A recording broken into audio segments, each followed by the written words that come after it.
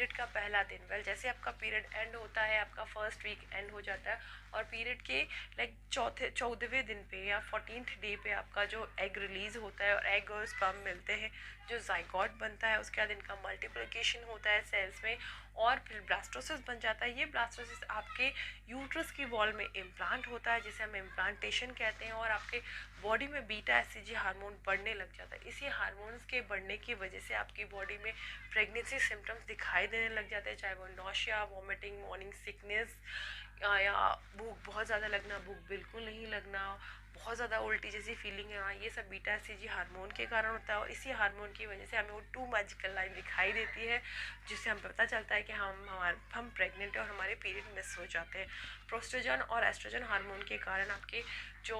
Breast में tenderness, भारीपन और ब्लैकिश स्पॉट्स हो जाते हैं, ये उस हार्मोन की वजह से होते हैं। इनिशियली 3 मंथ्स आपको ये सिम्टम्स फेस करने, उसके बाद जैसे ये 3 महीने निकल जाते हैं, फर्स्ट ट्राइमेस्टर हमारा एंड हो जाता है, then will go for the second trimester, जिसको हम golden period of the pregnancy कहते हैं, क्योंकि तब बीटा एससीजी हार्मोन का जो लेवल है वो डाउन होने लग जाता है। तो डेफिनेटली जो आपको इनिशियली फर्स्ट 3 मंथ्स में जो सिम्टम्स थे वो अब नहीं दिखाई देंगे, बट कुछ न्यू सिम्टम्स ज़रूर दिखाई देते हैं, जैसे आपको ब्रीदिंग का प्रॉब्लम हो सकता है, क्योंकि आपका टमी अब धीरे धीरे से थोड़ा बढ़ने लग गया है, पैरों में स्वेलिंग हो सकती है, आपको पेल्विक एरिया में पेन शुरू हो सकता है, ये सब चीज़ें आपको न्यू शुरू होगी। आपको क्रेविंग, फूड क्रेविंग बढ़ेगी, क्योंकि आप पहले जैसी वॉमिटिंग नहीं हुई तो आप अपने खाने को एंजॉय कर सकती हैं। ये सेकेंड ट्राइमेस्टर है, वेल इसमें आपको 5th मंथ में, मोस्टली 5th मंथ में आप जो मैजिकल मोमेंट है अपने बेबी का, फर्स्ट केक आप ज़रूर फील करेंगे इसके बाद में। और जैसे जैसे हम सेकेंड ट्राइमेस्टर एंड होता है, हमारा बेबी बम अच्छा खासा निकल जाता है,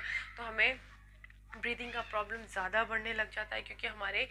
यो टमी बढ़ रहा है तो हमारे चेस्ट पे, हार्ट पे प्रेशर पड़ता है, जिससे हमें ब्रीदिंग का प्रॉब्लम होगा। ब्लैडर पे प्रेशर पड़ रहा है, फ्रीक्वेंट यूरिनेशन होगा, कितनी बार यूरिन लीक हो जाएगी, तो ये बहुत कॉमन है, सबको होता है, इसमें आप बिल्कुल टेंशन मत लीजिए। सेकेंड ट्राइमेस्टर आपका एंड हो जाता है, then will go for the third trimester, that is 7, 8 और 9 मंथ, जिसमें आपको ये सारे सिम्टम्स तो होते ही होंगे, पर आपको जो ब्रीदिंग का प्रॉब्लम है वो काफ़ी हद तक कम होता दिखाई देगा, क्योंकि आपका जो बेबी है वो नीचे की ओर खसकने लग जाता है। आपको अपनी एक्सरसाइज बहुत ज़्यादा फ्रीक्वेंटली अब शुरू कर देनी है नॉर्मल डिलीवरी के लिए,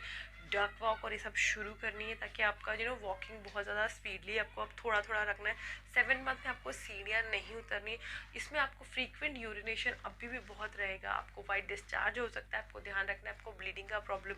ना हो। आपका 7 मंथ जैसे ही निकलता है, 8 मंथ में आप एंटर करते हैं, it's time for the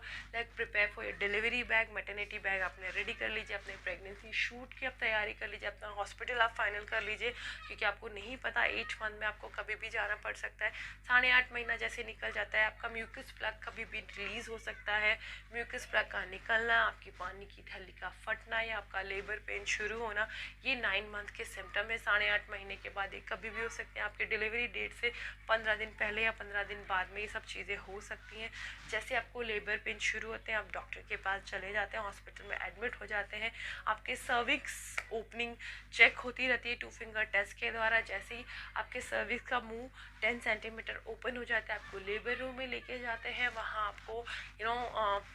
push करने के लिए कहा जाता है, और जैसे आप पुश करते हैं 2 घंटे का लेबर पेन बहुत ज़्यादा क्रिटिकल होता है, बहुत पेनफुल होता है, और जैसे आपका